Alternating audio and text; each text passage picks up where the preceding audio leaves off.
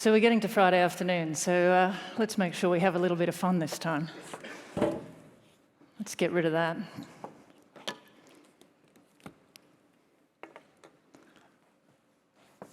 So I looked after a patient with a head injury a couple of weeks ago. A young bloke, a fight at a pub, head versus concrete. And he came to us, and actually he was in a pretty bad way. So we had to intubate him. We took him to the CT scanner. And he had a base of skull fracture, some cerebral contusions, and then he had to go upstairs, have a drain put in, went to ICU for further neuroprotective measures. And I thought we did pretty well, but always trying to get that 1% better. I thought to myself, well, if I really wanted to learn something to do this job better, where would I go? And how could technology help? And I thought, yeah, well, technology is really good for learning. But then I remembered sometimes technology is bad for learning. So today we're going to think about what is the difference between those two opportunities. And actually I started this journey in 2013. Those of you who were at the first SMAC, this was the first SMAC talk I did. So I thought it was time for a little update. So I'd like you now to think about this for a minute.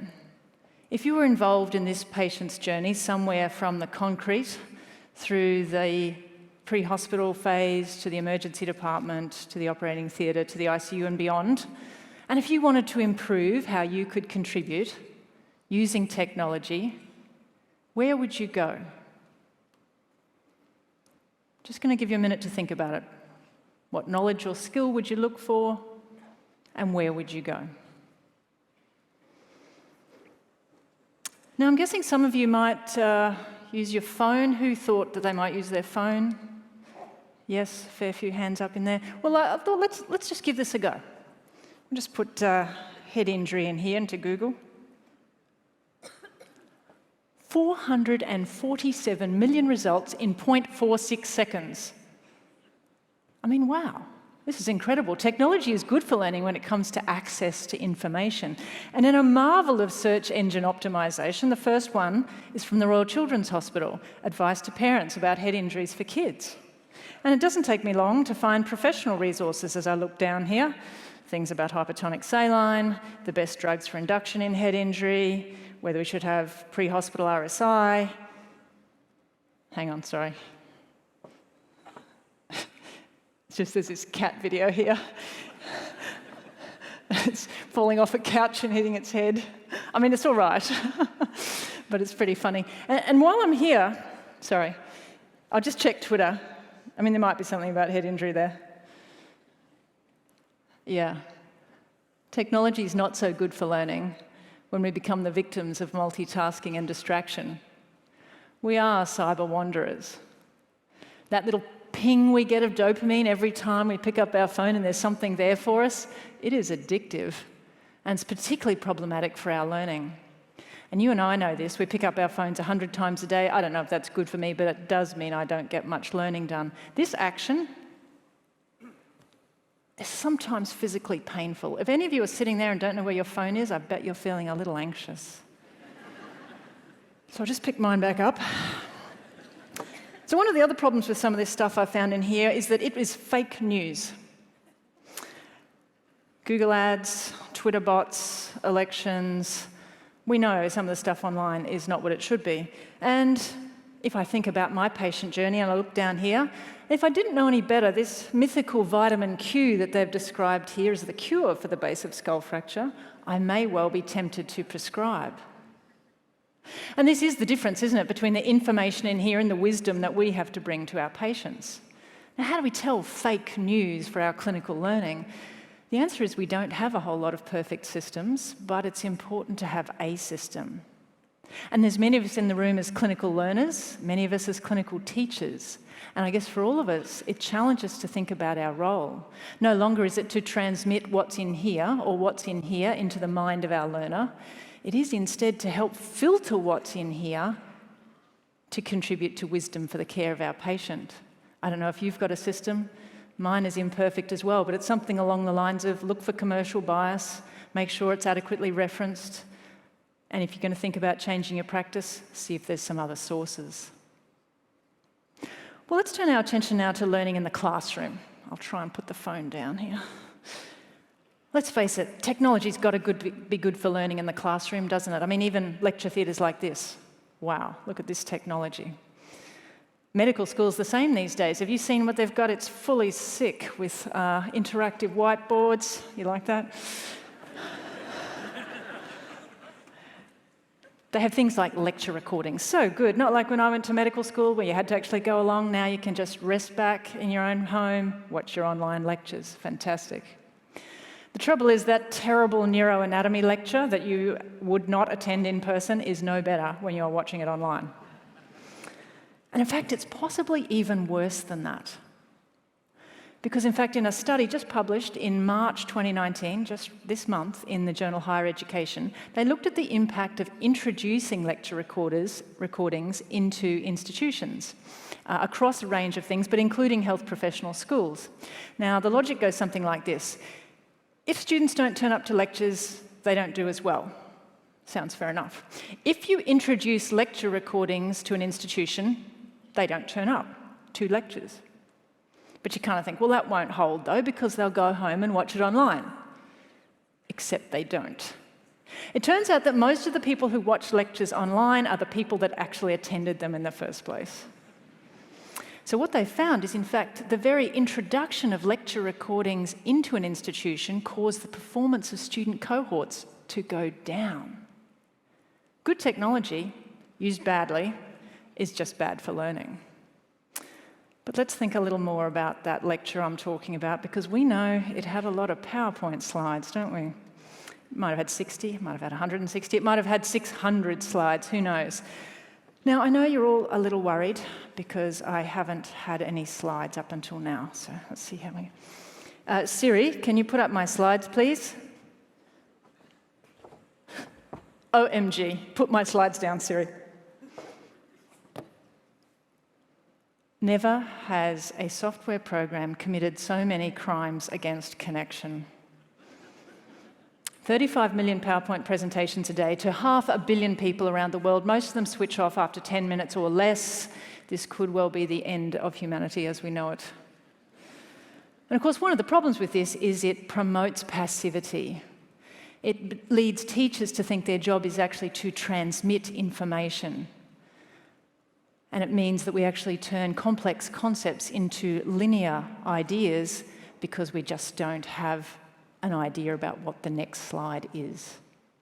Good technology used badly is bad for learning. All right, so we've talked about wisdom, we've talked about information. Let's think about skills. I mean, I'm a simulation person, so technology's got to be good for learning. Think back to our patient journey. We've got a doctor and a nurse training around an airway trainer to improve the intubation for that head-injured patient.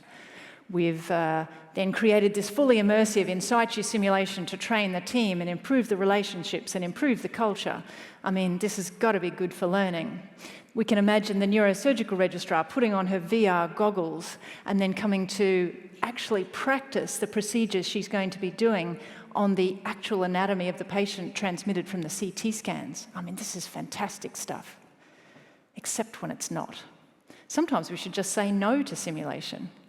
You know that scenario where that head-injured guy suddenly arrests because the sim team secretly said, oh yeah, you know, he took a cyanide overdose just before he had the fight at the pub? Or possibly more malignantly, when we discover that, in fact, that simulation we've set up, one of the sim team thinks it's pretty funny to come in as the neurosurgical registrar and be arrogant and unhelpful, perpetuating powerful hidden curricular messages, maybe unintended, but powerful nonetheless. Now, while we're talking about that dark side that can sometimes happen, just want to go back to my patient for a minute because turns out he's a famous footballer. I mean, I'm just going to send it to my friends. I'm not going to post it or anything. Never had we had so many opportunities to be unprofessional online as a technology now allows us. And this obviously impacts on our learners as well. The last thing I want to mention about the dark side of technology is its capacity to be racist and sexist. Just last year, Amazon actually had to cancel their artificial intelligence recruitment tool. Now, it sounds pretty good. This is a tool based on algorithms which allows you to take tens of thousands of applications and then actually find the ones that are going to suit. However, what they discovered was that their tool was systematically biased against women based on the analysis of the recruitment algorithms that had been derived over the last 15 years. So what if our virtual reality simulations had all male doctors and all female nurses? It's not going to do either profession any justice. All right, so is technology good for learning or bad for learning? I mean, I know it's got a dark side, but let's face it. It's good for accessing information. We can even find wisdom and possibly practice skills. But is it really a game changer for learning? And I've got 5 little tips that I think might actually help. The first is to get out your Kindle app and download a book called Make It Stick. We can use technology to learn about learning. And in this book, you'll discover that simply highlighting text doesn't help, that taking tests really does, and that deliberate practice isn't just repetitively sticking a needle in the back of the lumbar puncture trainer. Of course, you could actually buy the book, because you know what? There's no embedded cat video in here to distract you from actually learning it. The second suggestion I'd make is to use technology to get social. After all, that's what it's about. Social learning theory is not new. It simply tells us that we learn most by observation, by role modelling, and by imitation. And we know this. The whole way I learned to look after that head injury patient wasn't from a book. It was actually from watching my consultants and the senior nurses when I was a registrar and looking at how they did it. And I continued to learn from watching my peers, and I continued to learn when I asked my team what I should do. Technology simply allows us to have a bigger peer group to allow us to do that. My third suggestion is to use technology to organise ourselves for learning. We talked about email yesterday. It takes 20 to 30% of our day. It distracts us from being able to go deep and focus, which is what we need for learning. So simply download one of those email inbox pause plugins and save yourself some of that distraction. The fourth thing I'm going to suggest is that we can use technology for learning if we get to know how good we actually are. And Simon Carley spoke about this yesterday, didn't he? And it's simple things, from the CPR machine that tells us immediately about our rate and depth of compressions. Other simple things, like if I'm practicing my talk and I want to get out my video and see if I'm really any good and how I'm going over. And possibly more complex things. If those electronic health records are going to be good for anything, it will be that we'll actually be able to see our patterns of decision making and what that does for our patients. But my last suggestion is to give a talk without technology. Because you'll actually have to know what you're talking about. You'll have to be really clear in your message, and at least you won't be held back by those slides. And you know what? It doesn't stop you using an audience response system. So don't get out your phones or the Slido. We're going to use a tricky one called Close Your Eyes and Put Up Your Hands. And my question to you is, are you going to use technology more or less as a result of this talk? So close your eyes. I can see you all. Okay, hands up for using technology more as a result of this talk. Hands up less as a result of this talk. I think it was pretty close. So roughly 50.1% are going to use technology less as a result of this talk. And I know this because 63.7% of statistics are made up on the spot. Well, this is going to be my last appearance at SMAC.